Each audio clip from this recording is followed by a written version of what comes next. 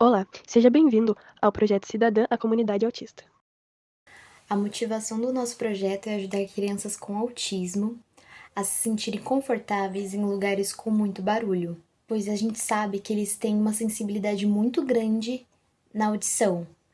Pensando nisso, a gente desenvolveu um fone abafador com um design diferente que irá auxiliar nesses momentos de desconforto.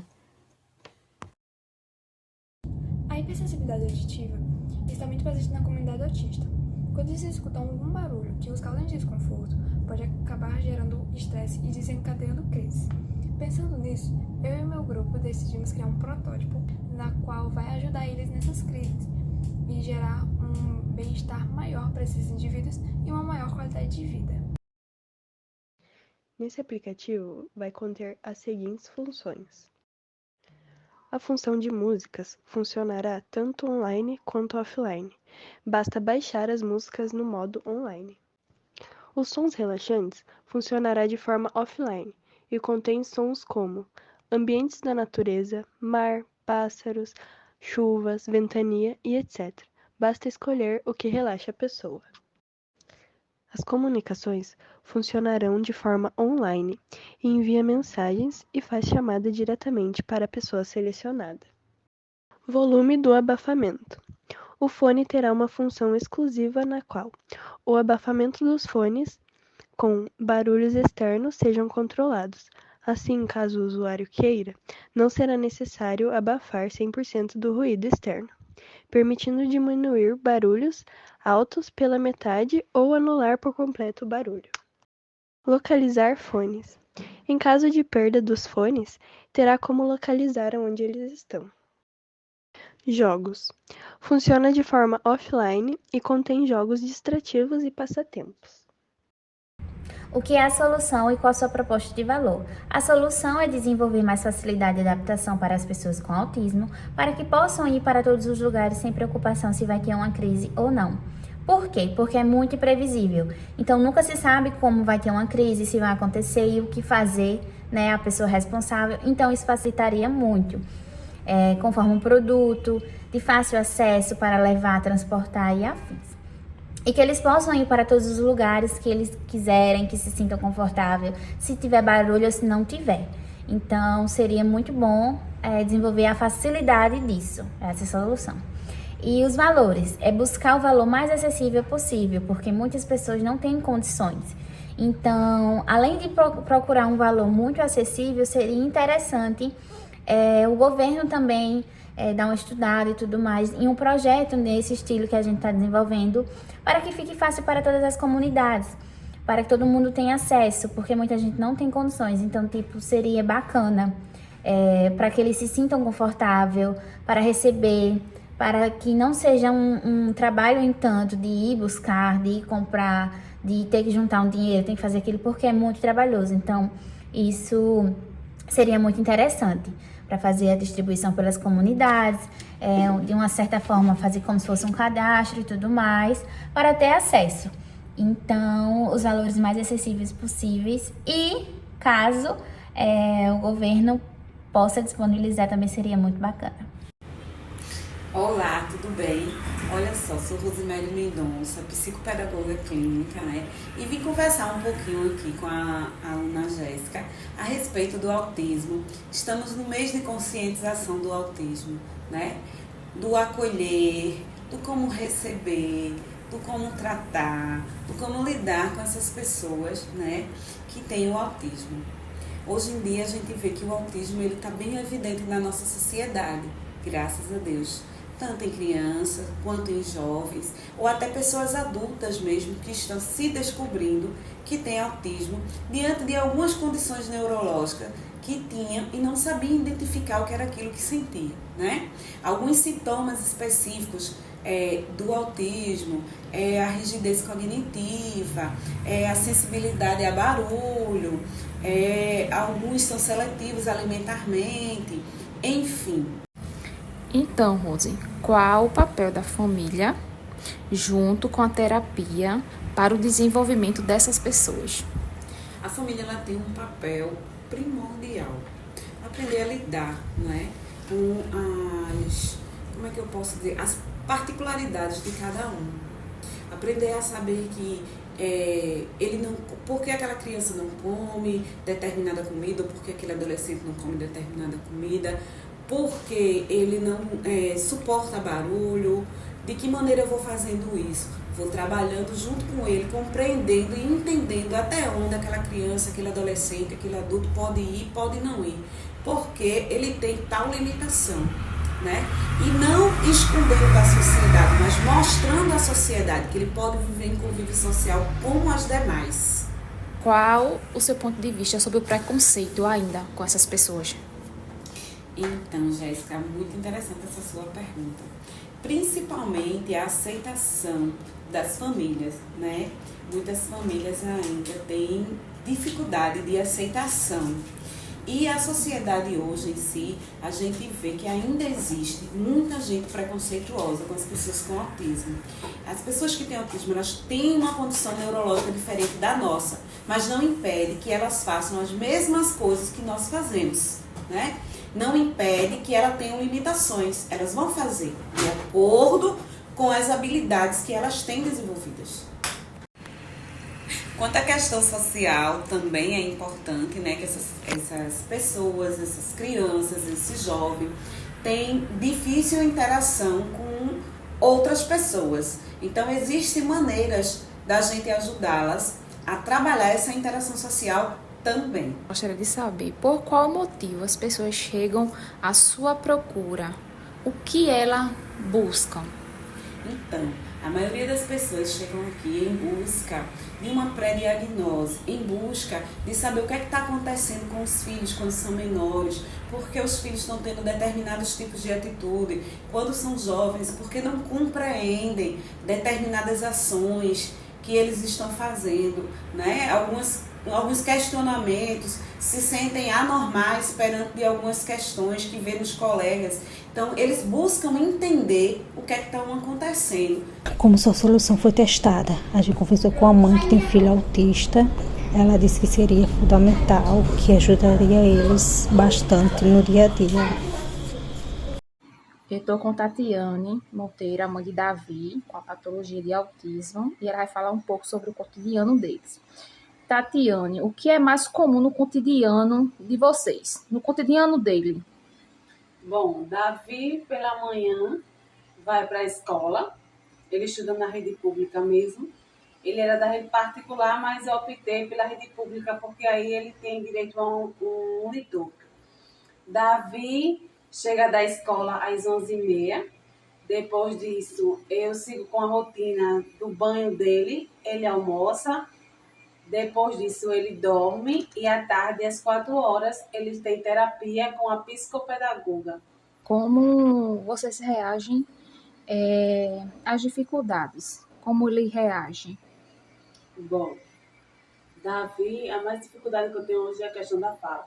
Tem muitas coisas que ele quer, às vezes a gente não entende, às vezes eu tenho que adivinhar.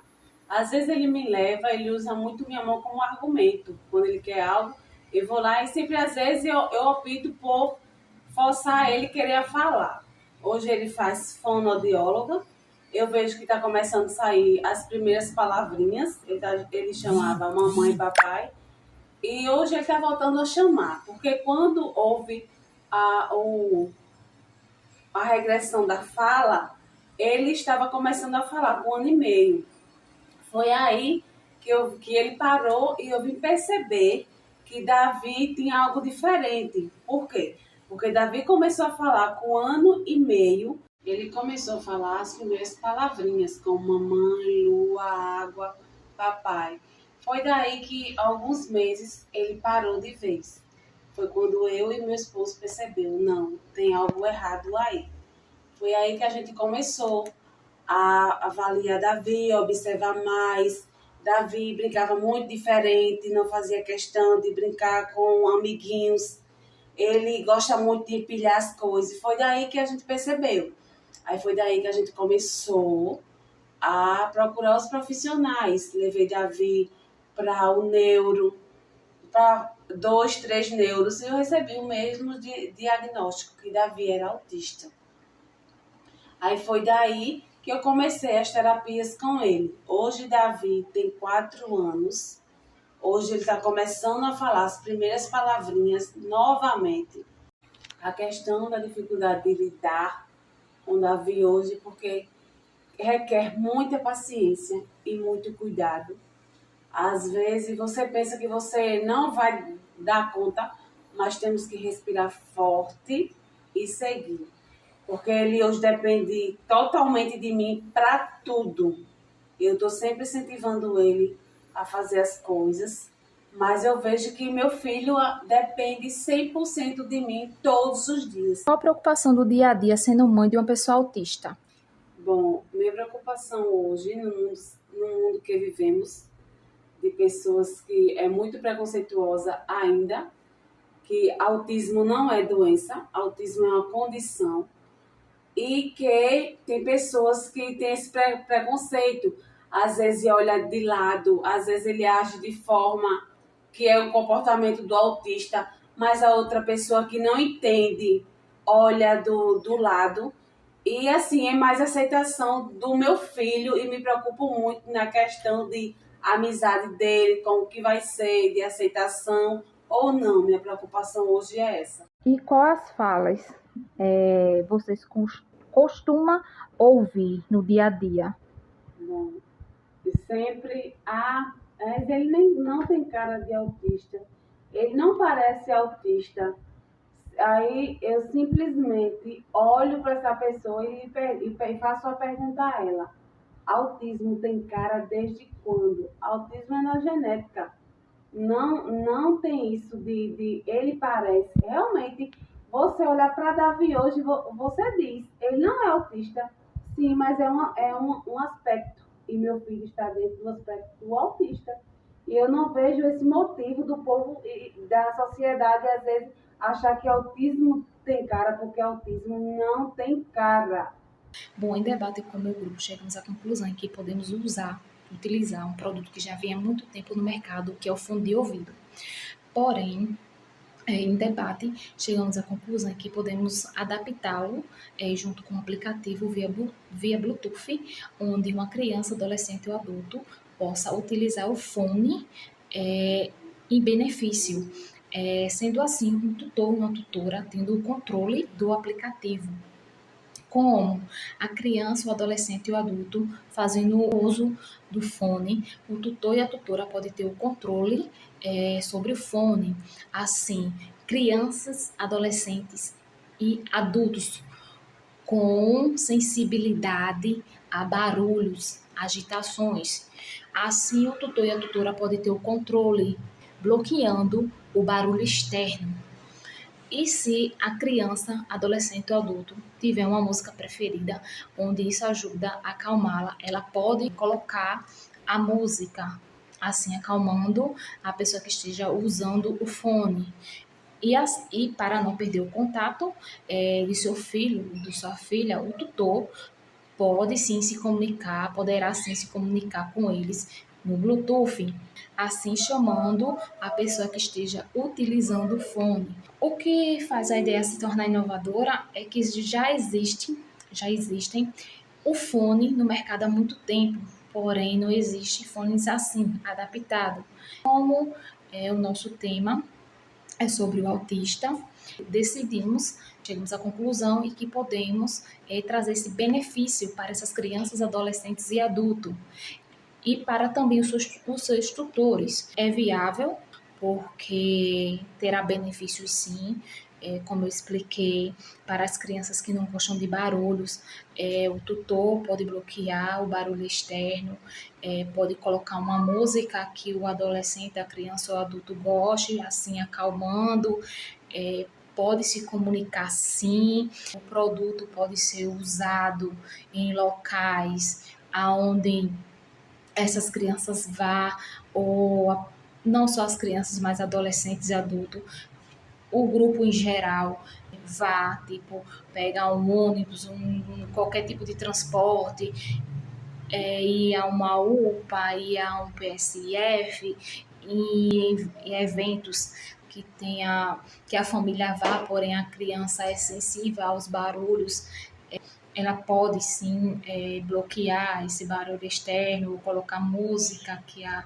pessoa que esteja utilizando goste e ao mesmo tempo se comunicar com ela. Eu acho que é inovadora e eficaz, por isso queremos assim trazer um pouco de conforto a essas pessoas e aos tutores que ao mesmo tempo se sentem às vezes constrangidos com crianças já agitadas nos ambientes e ela fazendo o uso desse fone será mais controlado. Creio que seja realmente controlado por conta do abafador externo e colocar uma música que acalme, que ela goste e etc. Eu espero que o nosso projeto realmente traga benefício a esse grupo, fazendo assim toda a comunidade ter um benefício sobre esse fone.